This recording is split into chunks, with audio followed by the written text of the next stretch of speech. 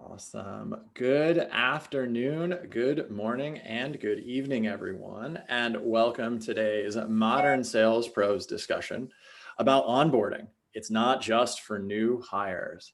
And I'm really excited today to be joined by two first-time MSP panelists, and Ashton and David. Thank you so much for joining us here today. Before we get started, though, we do have a little bit of a tradition with Modern Sales panelists. For your first panel, you have to tell us about a new hobby or skill that you've developed since the start of the coronavirus pandemic. So Ashton, we'll start with you first. No pressure. Yeah. I would say it's not new, but I've reinvestigated cooking, and I've spent a lot of time perfecting pies and pie crusts and doing things more manually as opposed to leveraging all the gadgets. Making bread has been probably the biggest hobby right now. Oh, that's nice. That's nice. So what's the go-to pie? If we were doing this, if David and I are coming over for dinner, what kind of pie are you going to make for us? So pumpkin pie is my personal favorite, and it's got to be a homemade, flaky, buttery crust with that perfect texture of custard in the middle. But for my friends who hate pumpkin, I'm also pretty good at apple. I will tell you that you probably need better friends if they don't like pumpkin pie. David, that's a tough one to follow up. Bread is actually one of the most common that we've had here. But David, any new hobbies or skills that you've picked up or honed since the start of the pandemic? Yeah, I mean, just trying to get by Ashton's house when she finishes cooking. No, for real, my hobby has been a resurgence of family bike rides over the summertime. So I've got 3 daughters, and that was one that it was every time became an extended bike ride to go longer, to keep us out as long as possible. Well, and I think that that's probably important too, if you're all inside homeschooling and doing virtual team meetings and all that. It is good to get some fresh air while you can. Absolutely. And I think that this is the first time that we've ever had, I think, 2 Canadian panelists on. So thank you as well for sharing the perspective from north of the border. So folks, we're going to go ahead and get started here. And today we're going to be chatting a little bit about onboarding and how it's not just for new hires. The team at Level Jump has sponsored this, which is really, really exciting. And before we let Level Jump introduce themselves, for those of you who don't know, this event is hosted by Modern Sales Pros. Modern Sales Pros is the world's largest community for revenue leaders. Those are folks that are in sales management, sales and revenue operations, sales enablement, and the related supporting disciplines. Our mission is to create an environment for our community members where they can answer the most difficult questions they'd otherwise struggle to solve on their own. So that can be through bringing together amazing experts like who we have here today with David and Ashton to talk about some topics that are top of mind. That can be through discussion in our online forum. And that can also be through small group roundtable discussions where we bring together revenue leaders of similar birds of a similar feather to chat about problems that they're facing. It's all free for our members, and everyone who is not a member that's on today will be invited to join afterwards. So as I had mentioned at the outset, today's event wouldn't be possible without the team from Level Jump. I'm going to hand it off to David to say just a few words about Level Jump. David? Just a few words. That's just easy. A few words. I know. No pressure. No pressure. No pressure. Level Jump. There's a few words. Listen, we're super excited to be here, support the sales community. Level Jump is we're outcome-based sales enablement, built 100% inside Salesforce. So our whole mandate is to try to prove the impact of all enablement and go-to-market programs. So enablers all around the world can go into the CRO and have board level metrics to show how they're impacting sales productivity. I think one of the exciting parts about this topic, as we were chatting about, especially on the onboarding front, is it's really something that a lot of organizations maybe think of like a project. And as we were discussing in our prep session, it's a little bit more of an ongoing program. Before I give our panelists a chance to introduce themselves, I do just want to give folks just a couple of housekeeping notes for our attendees. First and foremost, please do use the Q&A panel. That's going to help us make sure that we get the most out of the time that we have with David and Ashton.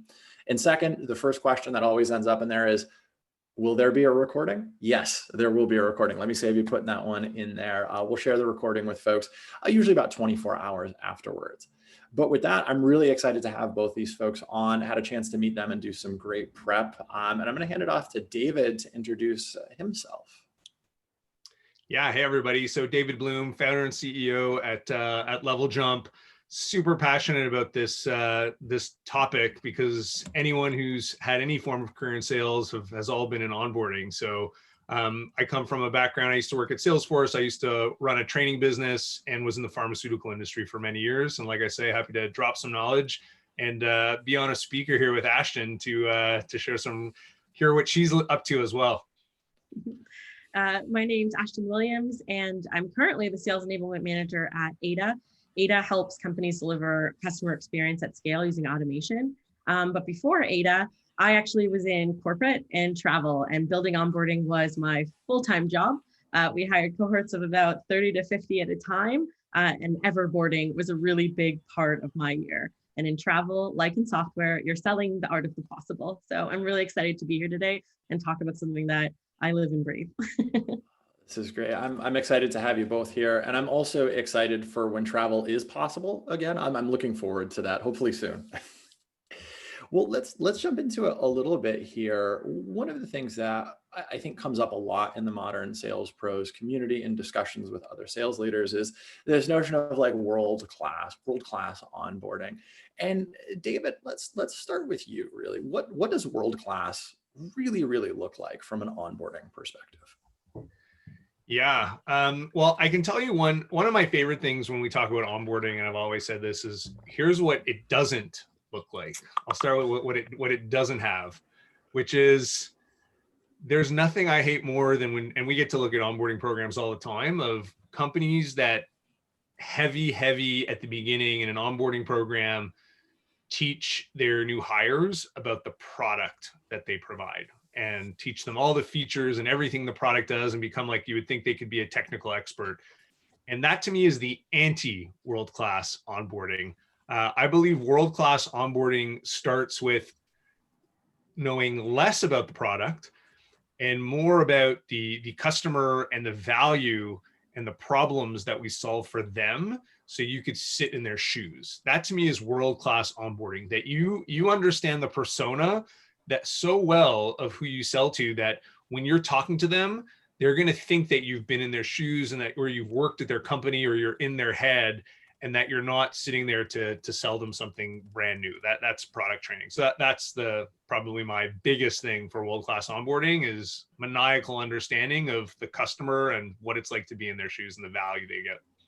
So you're saying, just to put a fine point on that, it's not just about the features and the functionality. You actually have to understand what the customer's world is like. What a novel concept. And then Ashton, I know you were hiring, classes of 30. You've got kind of a new role now, but from your perspective, what does onboarding and what does world-class onboarding look like? So I love this question. I think I couldn't agree more with David. When we focus on the nuts and bolts, we forget the real purpose, and that is to understand our customer. But when we look at the program of onboarding, it's 3 phases that makes it world-class. And one is a partnership with your people team for orientation. The goal of orientation is that people get there and they feel like I chose the right company. I'm happy to be here and I'm part of this group and I'm passionate about what we're about to do. Then onboarding is your 30 days where we want to focus on getting you the sales acumen, the customer's insights, what you need to do the job, and that you know what good looks like in that job. And then after that, we can call it everboarding. I call it accelerate. How do I make you a 2-year-old employee real fast? And that's, the product, understanding competition, our market. And those 3 phases blend into then rolling them up into your continuous training program, which is your go-to-market launches, which is your sales plays that are going to come out. But someone should have those 3 functions in their onboarding to make sure that your hires stay and they're successful. I think that those are really great points. Now I've got to ask, and I'm going to flip it back to David to get started on this. Cool, we're going to teach them that stuff. What changes about world-class onboarding in a fully remote world as we're kind of experiencing right now? Yeah, I mean, fundamentally and maybe even controversially, nothing changes actually. Like it's you still, like, just because you're remote doesn't mean you should start with features and functions anymore, right? Like it's the philosophy of onboarding is still the same. The biggest change is you don't have everyone together in a one room, and the camaraderie component of doing group work or going out at night for dinner and that type of thing, to, you know, to Ashton's point, making people feel that, wow, I made an amazing choice coming to this company, because it's the second impression of the company. The first is the interview process, and the second is the onboarding. But I think the biggest thing with regards to in remote now, because it's not just about showing up anymore, being in a class and attending or getting a mark on a quiz. We've always talked a lot about this notion of driving to specific milestones and outcomes. And I think more than ever, that's the importance of that has just become amplified. And the reason is, like, when someone wakes up in the morning and they're the third day on the job, they're still at home. Like they're not coming to the office. And to sit there and to just be on Zoom all day listening to, like, you've got to in your mind think, oh my God, like in a world where you can listen to call recordings at 2x to listen to people talk. I mean, I'm sorry for those that are on here and I'm talking too slowly for you, but it's like, you want to get people moving faster and know what's my job, and getting them pushing towards the milestones that they need to hit as soon as possible. And I think that's something that people should have been doing pre-remote, but now in a remote world, getting people to know, like, what's the first thing I got to accomplish beyond just the material I need to get familiarized? How do I start doing my job as soon as possible? I like that idea. And there's some notion of, right, quick wins kind of build momentum, right? I'm being successful at this little thing that's going to build in a sort of to a greater end here. Ashton, now I'm wondering, you know, in your past life and now, what about in this remote world? Is there anything else that you'd add to kind of what David was saying here? 100%. I would say that, you know, I came from doing those face-to-face classes. People were with me for the first 30 days and then I handed off to their managers. And now that's not possible. And at my startup organization, that's just not even possible from a bandwidth perspective. So there's a couple key things that have really changed. And one is there's a lot of learning that your reps actually do for you. And I think we take for granted in our programs that there's a lot of holes in the programs. And when someone doesn't know what they need to do, they can ask a buddy. They can go sit in a call. There's a lot of learning that happens. And you might not know that your program's not supporting that. Now that we're remote, those holes are integral. You have to see them. You have to be so intentional about what you're delivering. And you have to have a lot more empathy. You can't just people in a classroom and expect them to get through it.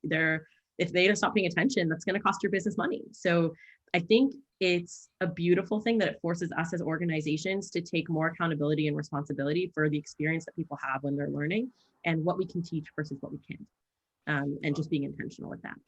Well, and I want to double click into something that you said before, and kind of both of you have hit on this concept of, like, hey, no, I'm up to, I'm 2 years in a month. I feel like I made the right choice. And David, I loved your point around, like, the first time, your first impression is during the interview process, your second impression is when you start there. The cultural piece, right, of onboarding that cohort. How do you recreate that in a remote world? Or what have you seen that works kind of effectively? Or what are some tips or tricks that folks can think about? Because we're hiring, how do we make sure that they've got that camaraderie with folks that are maybe fully remote? Yeah. And Ashton, let's start with you with that one. Sorry, I didn't want to just toss that one up to both. No, it's okay. I would say that, you know, the way that we're navigating it now is remembering the buddies. So we have a culture buddy. That's the person to make sure that you know what's happening and how to communicate in the world, how we use Slack, for example. And then that's the person you have coffee with and check in and talk to. And then you have your role buddy. That's someone who does the job that you do. It's going to help you navigate systems, the little questions you probably don't want to ask your boss or admit you don't know, and be there for you on a day-to-day. And then, you know, your manager is your other buddy or enabler, depending on how you shake it up, who is there to guide you through your milestones, and they're accountable to getting you to success, whether that's through coaching, resources, and helping you kind of build your network internally. I think when we think about culture, Onboarding is strategically for employer branding. People join companies that they feel like they're going to become the best version of themselves at. And so your onboarding is a hiring strategy. It has to make people great. And you want people to leave your organization and be poached because they're so good. And that brings talent in, but then you need to help them navigate their own growth in there. It's not a crutch. Some people leave onboarding and their targets go down or their ramp goes down because they don't have that support. So it has to stand on its own, and it has to understand the function it plays within your culture, because you're teaching people how to be successful, but you're also teaching people how your business treats its customers. I think that that's a phenomenal point. And then David, I know, and we'll move on to the next topic after this, but David, I know you've seen a lot of different organizations hiring and kind of scaling in these in the midst of the pandemic. Any tips or tricks on that point, on the like culture building side of the onboarding that's maybe lacking now that I'm not in a classroom with 5 or 6 of my new friends? Yeah, I mean, absolutely. If you're not hiring a cohort, you are leaving massive money on the table. And the cohort can be 2 people. It just can't be one. And then those people will connect automatically. And in fact, they'll be closer because of the remote world. Like there's no one else that they'll feel is like them other than someone who's got the exact same amount of time at the company. And there's an interesting bond that's formed because you're disconnected and you can't hide at someone's desk, or everyone is disconnected in that way. So hiring in cohorts, I think, is so much more critical now. If you can try to do it even, so to Ashton's point, it can be in buddies. And also when you're thinking about onboarding, don't just think of it in terms of yes, I agree with, let's get someone to a 2-year knowledge or skill set in a month. If we could all do that, like that would be more provocative than a time machine. But I think the other thing to keep in mind is the onboarding experience is the ultimate form of recruitment referrals, because that's when, like I say, there's no, it's like the ultimate honeymoon phase for new employees. That's when they're going to tell all their friends of, my goodness, this company is amazing. It's that second impression, arguably first once you're an employee, because the interview process, you're not really, it's a co-sell in that environment. But leveraging onboarding is truly it's a recruitment referral mechanism as well, and have that in mind, because your internal employees are the best ones to bring in more people. No, I think that those are great points, and I want to actually change gears here just a little bit. And folks, please do use the Q&A panel. We've got, obviously, you've got a sense of who Ashton and David are here, so please do submit any questions you have. One of the things that we talked about it, when we were in our prep session, we've talked about it here a little bit, is this idea of, it's kind of onboarding is an ever ongoing thing, right? Everboarding, I think, is the term that you've both said at different points in time. How do I identify the gaps in what's going on from an onboarding perspective? How do I look for those and find those? And Ashton, let's start with you on this one here. Yeah. Well, I think that it depends on where your org is at, in the sense of how robust your program is. But for the most part, your milestones and your metrics are what you're measuring against. So I like to measure my enablement on stage to stage conversion. If we're taking a long time to move from discovery to demo, I know that there's a gap there. In your onboarding program, you're watching how quickly people get to their milestones, but also how long it's taking them to move those deals along. And it's helpful to see where they're stalled. So I can see very quickly if from discovery to demo, it doesn't move forward, we probably have a gap there in our product knowledge and in our demo and the ability to create alignment. If we're struggling to actually qualify those leads, we probably don't understand the use cases and the customer, and we have to work on our discovery there. So I leverage the stage to stage conversion, both in and out of onboarding, to kind of track success, and then the time that they get to those milestones.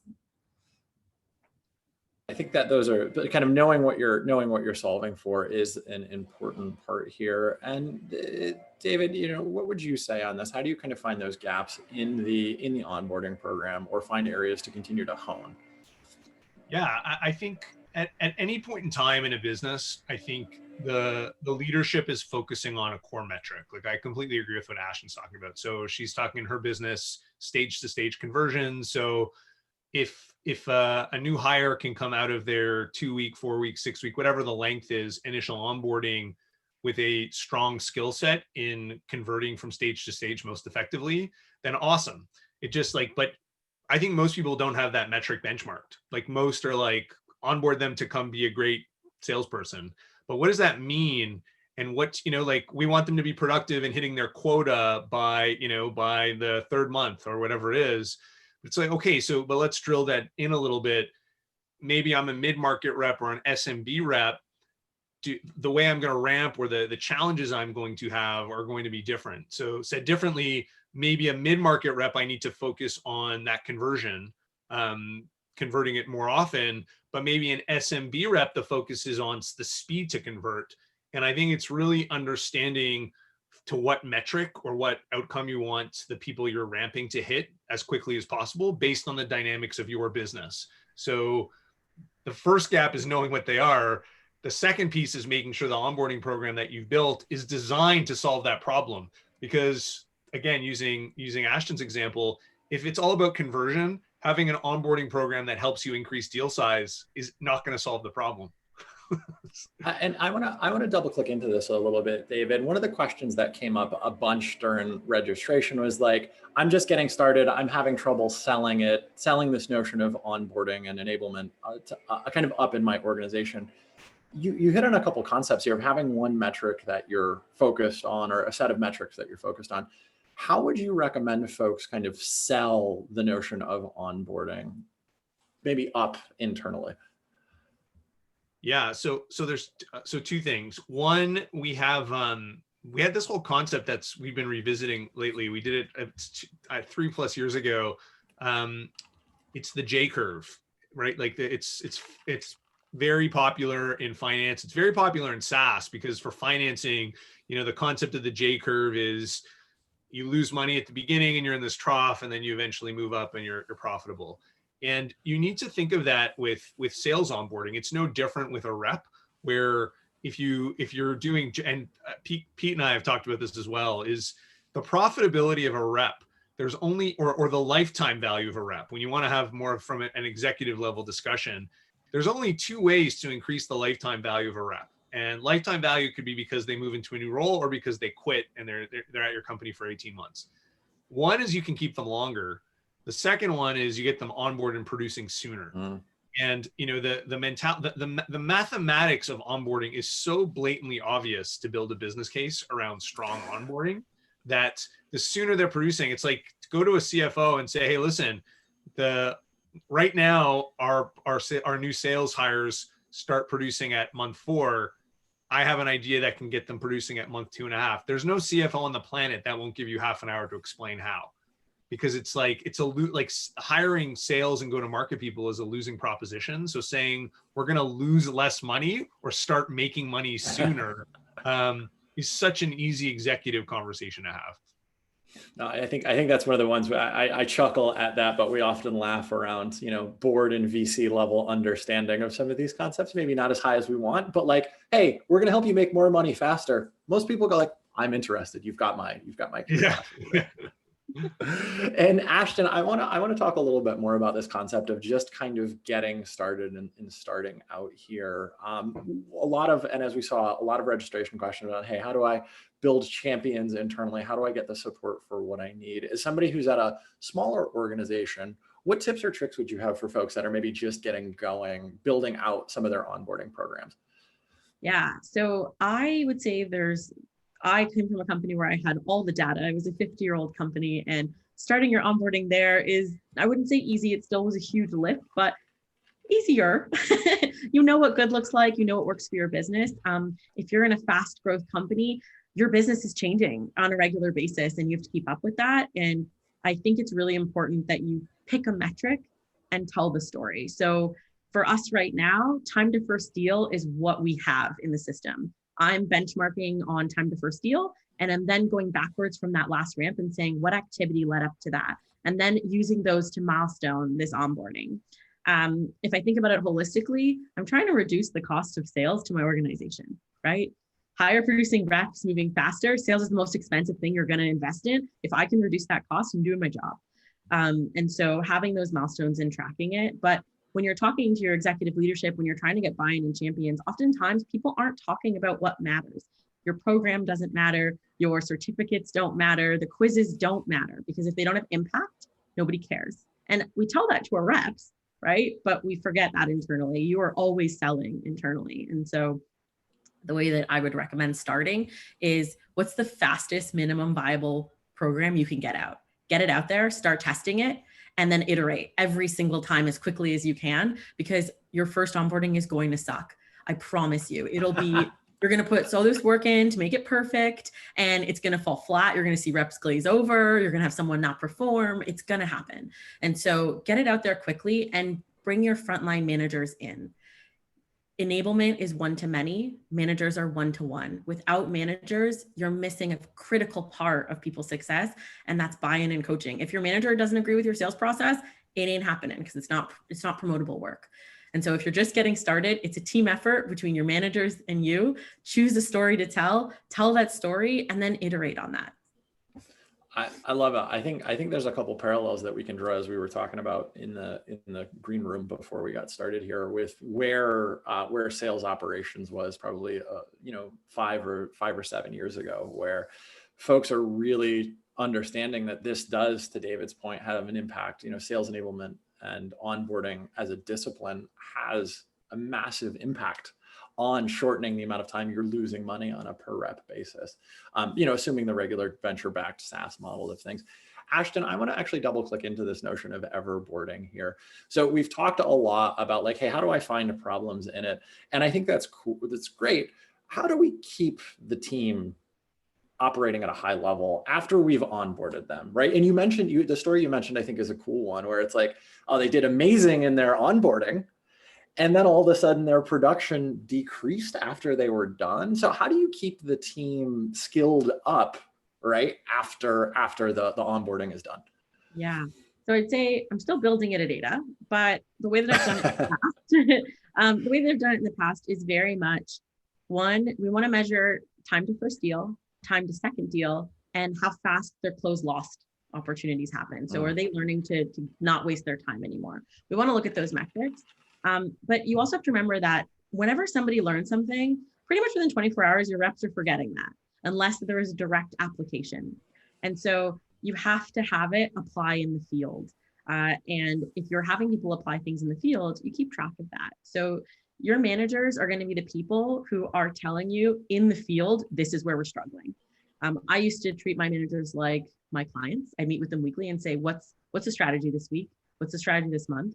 Where do you feel like the team needs help? What skill do we need to brush them up on? And let's nominate an AE to teach that if they're great at it, right? Training doesn't have to come specifically from a central place, because my reps are the smartest people on my floor. They talk to my customer. They know what works and what doesn't, usually, when they're skilled up. And so leverage. But I think you have to have salescraft, ongoing salescraft, remind people, good habits, right? You always forget how to prospect if you haven't done it in a month. So that has to happen. And then keeping people informed on how your product is evolving and changing, and your use case and the ability to pattern match with organizations, that has to happen regularly. Those reminders have to be constant. And you'll notice the skill gaps really quickly, because they have what they need. Anything else is individual coaching usually. I love it. I think that's a great point. And then David, anything else to add here in terms of what you're seeing for organizations keeping their reps performing and skilled up at a very high level? Yeah, I think the danger that companies get into is they try to blanket what the everboarding challenge is. And I think it's really important, and I was talking about this with some others the other day, is this notion of really personalizing what the everboarding experience is. And what I mean by that is I wholeheartedly agree with what Ashton said, that sales management, your frontline managers are the key to your success. Because if they don't buy into it and they're just going rogue, and they're the type that's saying, okay, now that you're finished your onboarding, let me tell you how it works in the real world, you're in trouble. So you definitely need the sales managers. The thing with sales managers, though, from an everboarding perspective, is they will often have different challenges from an enablement perspective, meaning you could have a sales manager managing Boston. And just to step back here, ultimately the everboarding challenge comes down to one of four things in every sale, and it's just the sales velocity equation, right? If you have to sit down with sales managers and say, okay, you have four, you can only choose one of these metrics for me to help you with. Which one? Do your reps need more deals? Do you need them to close them bigger, so bigger deal size? Do you need them to close them faster, so shorter sales cycle? Or do you need them to win more often, so conversion rate? At the end of the day, those are the only four metrics that matter. You can give me anything you want and we'll tie it down to one of those. And what you need to say to sales leaders is, if you had an enablement genie in a lamp, and you can improve one of those four, only one, because every leader's going to say, oh, I need all of them. Of course you do. Yes, I need all of those things. There's no one taking the opposite side. Yes. Of course I want bigger deals more often and faster and all the time. Yeah, of course he does. But you can only choose one. If you could only choose one, which one crushes your number this year? If you can only choose one. Now, the first thing is, it's scary how many people don't actually know the answer. So that's just a data question. But assuming you know the answer, here's where it gets interesting from an overboarding perspective is you could have a sales manager in Boston whose deals aren't big enough. And then you can have a sales manager in California who's not winning enough, but when they win, their deals are huge. Those are two completely different everboarding use cases. So you need to customize, like you need to partner with sales leadership and ultimately have a solution for all four of those metrics, but only give the one, like feed them what they're hungry for. Don't give them the whole buffet. Like just give them one to choose from and focus on that. And that will help with everboarding across all teams. Well, I think that's a very important point. I think when, as a sales manager, you think about your reps and, David is maybe bad at discovery calls, but he's great at negotiation. And Ashton is really great at discovery calls, but maybe struggles a little bit to ask those questions. It's that same concept, back to Ashton's point, applied at scale. The Boston team is, they're bad at asking for money. The California team is bad at, generating pipeline. So I've got to apply the lessons there accordingly. And David, can you just repeat those four things? I know we've talked a lot about the sales formula here in MSP, but can you just go through those four one more time for the audience to make sure they've got them? Yeah, totally. So I remember them by symbols. So $sign, so that's deal size, $sign. Then think the number sign, so number of deals you're working on, so that's pipeline. The sales cycle, so measured in days, hopefully you're measuring in days. And then the conversion rate. And the conversion rate is, that's a percentage, right? Like, and it could be win rate, which is, number of deals. It could be as simple as number of deals you work versus number you win is your win rate. Or you can get more granular to what Ashton's describing is conversion rates, from stage 3 to stage 4, and you can tie that to time. So you can hybrid them, but those four, ultimately, every skill is got to be connected to one of those four metrics you're trying to drive. I think it's a great data-driven approach for this. And we've touched on this a little bit, but I do want us to double click in here. Ashton, and let's start with you on this because you're just starting to build it out. And we've hovered around it from how do I sell this internally, but really what are some ways that folks can think about measuring the effectiveness of their onboarding and their everboarding programs? Like how do you think about this as you're building it at Ada? Yeah. Well, I mean, it's an interesting one because I think there is an element of, depending on what type of organization you're in, your goals might be a bit different. So I'm in a high growth startup. Ramp is the most important thing that we're focused on right now. We need a lot of people coming in and ready to go quickly. If I'm in a large organization, we might be dialing in on deal size or opening a new vertical, whatever that looks like. But for onboarding, you want to measure that effectiveness by how you impacted the outcomes desired, right? Which is if it's time to first deal or time to second deal, if there isn't a metric, you're probably not doing anything. And I know that's super hard because you're going to do so much work. And we forget and lose sight of the impact we're trying to make because onboarding is a humongous lift and it takes everybody. But at the end of the day, I have to go, I started this project with this measurement in mind. For me, it's time to first deal and time to second deal. How did I impact that halfway through on V1? How did I impact that on V2? Am I moving the needle? And I want to also spread out that like your job, especially if you're doing enablement of any kind, whether you're an enabler by trade or a sales manager taking it on right now, you want to move the middle. Your extreme top performer and your extreme low performer are great. And you can't necessarily model off each of them because there's a reason for that. But if you're moving the middle of your organization, so for me, 70% of my organization is hitting above 70% of quota. If I can keep that steady, my business is doing great, right? Outside of my high and low outliers, because they might have different education that they came to me with that I can't replicate in 30 days. And that's okay. I think that's a really important point that we've, even from a compensation and commission design standpoint, we've seen that hold true through the pandemic. The top performers are doing just fine because of God-given talent, education, relationships, et cetera. But really, if you can crack that middle component and move your maybe B players to B plus or your C plus players to B minus, that's where you're going to get the most bang for your buck or efficiency on this. David, I think you had some interesting notions on this when we were talking about it in the prep session. It made me actually think about some of my IT service management days when we think about time to first.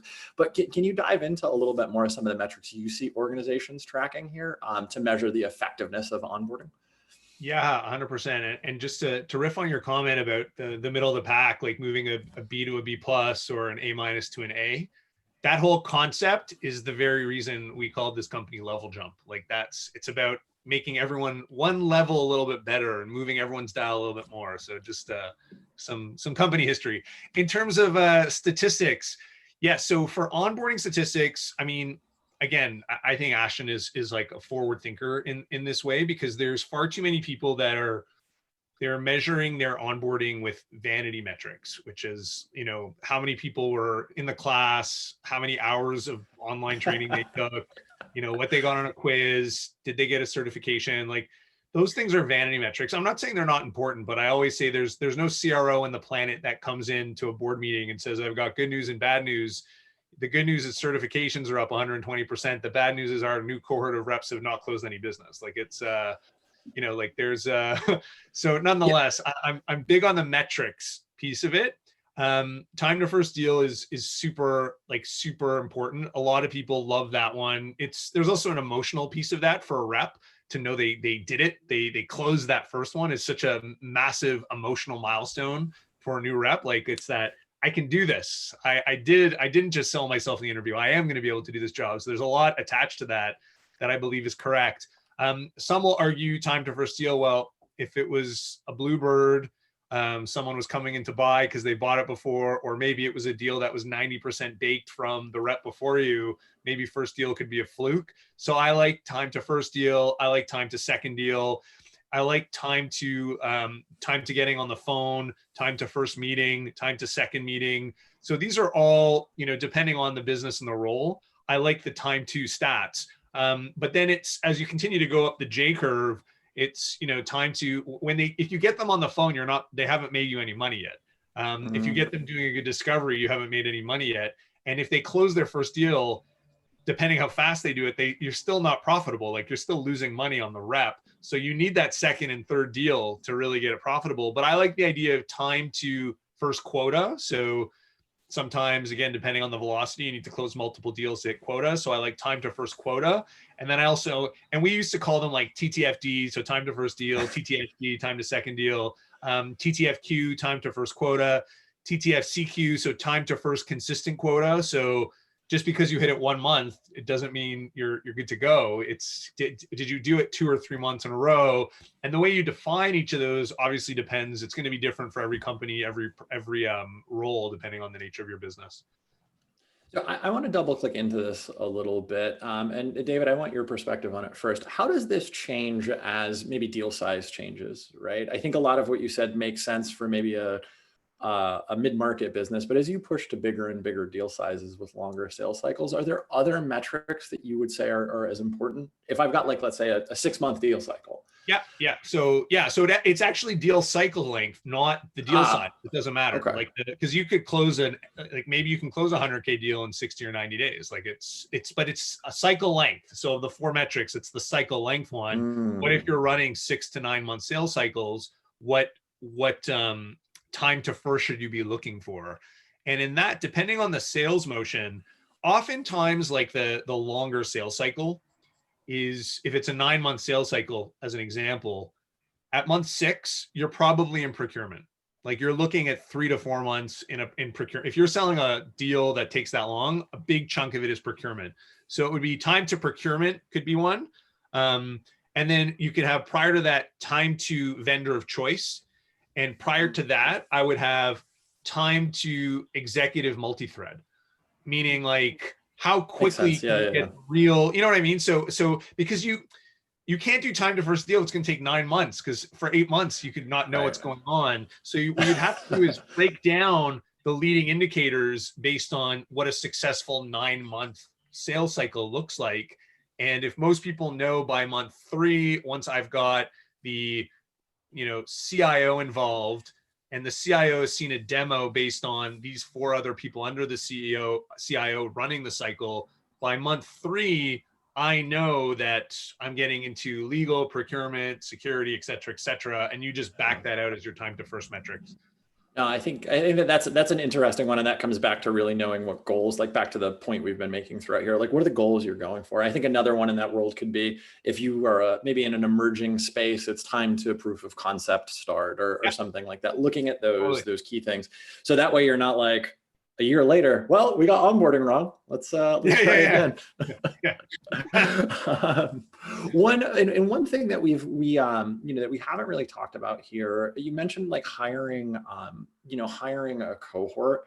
And Ashton, I know that's something that you're both strong proponents of. David, you mentioned it before, but Ashton, if one cohort is doing like better than another, or one cohort's performing demonstrably differently, how do you bring that back into the onboarding program, and how do you kind of look at it from that like meta perspective? Yeah. So I think that we often underestimate how much a cohort can impact success, similar to how a culture can impact a sales motion, right? A toxic culture, your sales team probably isn't performing as well. So if you have a great cohort, you want to try to pay attention to what made that cohort great. Did you have an absolute killer in there who was raising the bar for everyone? Did you have a sales manager come in and take on part of that training and rev everyone up? You want to try to look for those patterns. It's difficult, I will say that, but what we often do, or what we used to do, was measure the cohort in terms of how fast they ramped by our metric, which was time to first, time to second, how consistently that cohort made quota over 6 months. And then we would compare those beside each other. And sometimes we would use different metrics. So we had assessments for skill that they did before they came in, mindset, personality, natural ability. It helped us perform our profiles too of hiring candidates. But you want to evaluate your cohorts, especially on a quarterly or yearly basis. Look back and see what cohort did what, and have a look at what was different about that. Sometimes it's a cohort came in at the beginning of the season when we all were doing strat planning, and they had everything they need to gun for their territory, versus the person who came in December and we went on holiday and they didn't really know what the company plan was. So you want to have a look at like the surrounding environment that touched that cohort, because sometimes it's in the cohort and sometimes it's external to the cohort. There were a lot of things that you said in there, Ashton, that I want to just highlight for our audience here. The first, and I say this all the time, so if you've attended an MSP event, you've probably heard it before, but like, if somebody is not making it in your cohort, you need to be really, really understanding of what you did in the interview process, what the culture looks like, because that's an opportunity for you to improve, right? Like, what are you training them on? How are you helping them there? The second piece, and I think that this goes beyond onboarding, but culture. And making sure that your culture is set up where people feel like they're successful, versus something where it's maybe a little bit more dicey on that front. David, anything else to add on this kind of meta analysis of cohorts, or kind of comparing cohorts against each other versus just comparing the two people in the cohort maybe against each other? Yeah, no, I think Ashton nailed it. I think if there's like the data you can pull from it is super interesting, but I also think to factor in for external factors, if there's a seasonality to your business, the summer cohort might not perform as well as the January, fourth quarter cohort. So I just think factoring those things is super important. So, you're comparing apples to apples when you do your analysis. I think it's an interesting concept, and thanks, Wolf, for sharing so much. Let's jump into some of the questions that we that we took in during registration. And folks that have questions live, for all of our attendees here, feel free to fire away on this. So one question that came in a few times during registration is, how do you know if someone's on track or not? How do you know if they're pacing towards maybe being successful in their onboarding initiatives, and then being successful in terms of being a productive member of the team? What do you look at for that from a leading indicator standpoint? And David, let's start with you on that, and then Ashton, I'd love your perspective as well. So one thing I see a lot is, and it's a trend, and I don't have all of the metadata around it, but it's the leading indicator for me is the people that are keen. Like, they're the ones that kind of come in and they want to break records, and they want to, and it's the silly records. It's kind of like, get whatever's in your onboarding program. If there's say there's a certification, like a value prop certification or a customer story certification that's due on a Thursday, if they get it done on a Wednesday, that to me is an early, like, it's a keenness indicator of someone who really wants to get up to speed, and they really want to get out the door quickly. It's the people that are saying things like, when do we get our territories? Like, when can I start talking to customers? Whereas the other ones that they want onboarding to stretch out, it's kind of like, I like the country club life. I like not having a quota. I like this, like, invite me out to things and what have you. I think the keenness is a real early indicator, and people that are trying to hit the early indicators of whatever the program design is. I love that point. Ashton, anything else to add on that? Yeah, I think what we often forget about when we're measuring time to first deal is what goes into a deal. And it's so common, you join an organization and they go, here's your quota. When you get to your first deal, you're set, you're going to kill it, can't wait. And then that doesn't happen, and this person is super stressed and doesn't know what happened, and now we have a situation on our hands. I think it's a responsibility of an org or a sales leader to understand what goes into a good deal. I need to see, when I'm a sales manager, I have to see, hey, do you have enough pipeline to hit your goal realistically? Is this territory actually possible to milk this expansion out of? And if you're doing that right, when I check in with you weekly, what's happening? By this stage, are you threaded through the organization? Have you booked X amount of meetings? Like, I am going to give you our company's conversion rates for each of those things, the steps that go into that, and an idea of when you should be hitting them. And if we don't have them, which totally possible, a company may not yet know that, let that person know. Do it as fast as you can, and we're going to measure everyone against you, because that's what we're going with right now. And that's okay too. But you have to give people the small wins leading up to a deal, especially when you have that longer deal cycle. And that's going to tell you if your person's on track to hit quota, yet alone graduate your onboarding. Oh, I love both of those points, right? Sort of that micro, like, where are they moving along to, and then also having a really good understanding of, like, hey, this is how long it should take as a business. Live question coming in now from Ben Carter. And Ashton, this kind of follows on to what you were saying, like, hey, these different micro milestones or milestones they have to hit. How do you reward folks for each one of those steps that they've accomplished, especially during onboarding? So, I can't imagine that celebration isn't enough. I'm not going to give you a spiff for hitting it first. Like, you still have to do your job, and I'm going to support you. But when you're leading a team, managers, everyone involved in the sales, you have to care that your team is growing and getting there. It should be exciting. It should be announced at your team meeting. We should celebrate it in a way that's promotable work.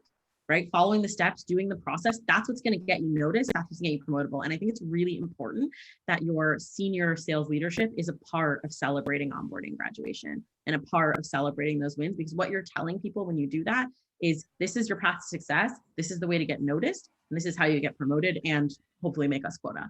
But I don't know, you can offer an incentive, but honestly, a lot of salespeople we found in research aren't super motivated by incentives. They're motivated by winning. Money's great. Like, that's why you're in sales. We love that. We know. But giving me a bigger quota doesn't turn to more sales. And it's winning as a team my team pulling me up. There's a bunch of other stuff that goes into that. And so I just think, remember that your senior leadership needs to also care about the cohort, and they also need to be invested, and they also need to check in and say, good job. And that goes a long way. I think the team win point is incredibly important. And Ashton, I love a lot of what you said there. And there's actually a lot of psychology that we've seen in our compensation research that shows people want to be part of the winning team. So if you have a sales floor and a sales team where everyone's at 70, 80% attainment, and I'm not, I want to be a part of that.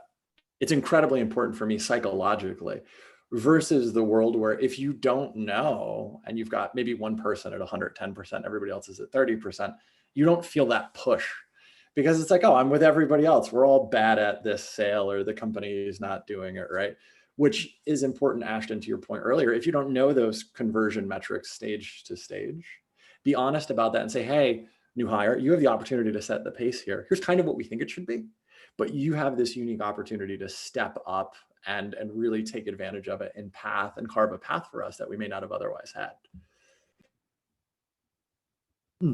Excuse me on that. So one other question that came in a few times during registration, this is a little bit more of a tactical one, and it's about role-playing exercises and how they kind of fit into onboarding. I think we've all done this as sales leaders. It always feels a little bit hokey. But David, I want to start with you on this. What do you include those? Have you seen that as a best practice to include role-playing or simulation activities? And if you do, where do they kind of fit in to the process that you've seen? Yeah. So yes, I do, and I love it. And we also do asynchronous role play, and I'll just let the cat out of the bag of one of my favorite ones that we do. Is we tell people after either their first or second day. So there's two. The first one is after your first day. You're pretending, in a non-pandemic world, but even in a pandemic world, you're out with your buddies. Tell them why you're excited about working at your new company. So how would you explain that? So just like, how would you tell a close friend, or, you're speaking to your sibling and they're like, hey, how was your first day of work? How would you explain, like, let's say you had to convince them to join the company the next day. What would you tell them about the opportunity of the company? So that's one. That's the first one. And that's just understanding the company and the vision and the big picture and all that stuff. And the culture is great and the onboarding is good. And oh my God, Ashton, you should see what you made us do on our first day. It was awesome. So that kind of mentality. The second one, and this one is my favorite one, is after the second day. And, we recommend listening to customer stories and all these things, like I've said. So you should have an understanding of not what the product does, but the value it provides. And we call it the barbecue pitch. And it basically goes like this. Imagine you're at a barbecue and the person on the grill is your ICP. And your hamburger is not quite ready yet because you like it well done. And the ICP is sitting there with an apron and all the tools and says, hey, listen, I know you want it well done. You got another minute here. What do you do? How do you answer that? You have 1 minute in a barbecue environment to say something to the grill master that's going to get their attention to say, here's your burger and come find me later. I want to hear more about that. Or grab my card. I want to hear more about that. What would you say in that 1 minute? So it's like an informal, casual environment, friendly. But what would you say in that 1 minute to get their attention to make them want to talk to you more? I love both of those. I think I'm going to steal those as well for the next sales team that I run. I think that's great. The barbecue pitch. Like I feel like I'm there. Last live question coming in, and then we're going to wrap with our panelists here. We talked, and this is kind of back to that onboarding piece where David, you mentioned like keenness, like are they eager beavers or are they kind of enjoying country club life? And who doesn't enjoy country club life? Ashton, for you, if you've seen folks maybe not taking the initiative, not maybe being as keen as you'd like them to be, what have you seen work in the past to get them motivated and fired up to start to take a little bit more of the initiative? Yeah. I think, I was going to riff on David's talk on role play, but I think this fits here. People generally want to do their best work, and they generally will do it if they know why they're doing it. So I think it's really important. Like role plays fall flat if the team doesn't know why they're doing it. If you just ask them to role play, they're like, this sucks, I'm bored. And similarly in onboarding, if I tell you that, like, usually actually I'll say the pitch I used to say when I was the trainer and it was my job to do this. And I would say my full-time job is to get you to quota. Everything that I do is to get you to quota as fast as possible. If you don't want to do that, we got to talk about that. If you're not loving the way we do that, we got to talk about that. And if you need support, we got to talk about that. But my job here is to make you successful. So if you don't ask me for help, or if we don't have an ongoing conversation about that, I can't do my job and you're not going to be successful. And so how do we navigate that? And generally, you're hiring adults. They took a job, they want to be great at it. But you got to be open to that conversation. So if someone is not taking initiative in onboarding, there's a couple reasons that can be happening. Like one, maybe they're overwhelmed and actually the information is drinking from a fire hose and they've got analysis paralysis because there's just too much and they don't know where to start. Maybe it's that this role isn't really what they thought it was going to be, and you want to have that conversation. But generally speaking, I like to start onboarding with, what are your career goals? Why are you here? Why do you love sales?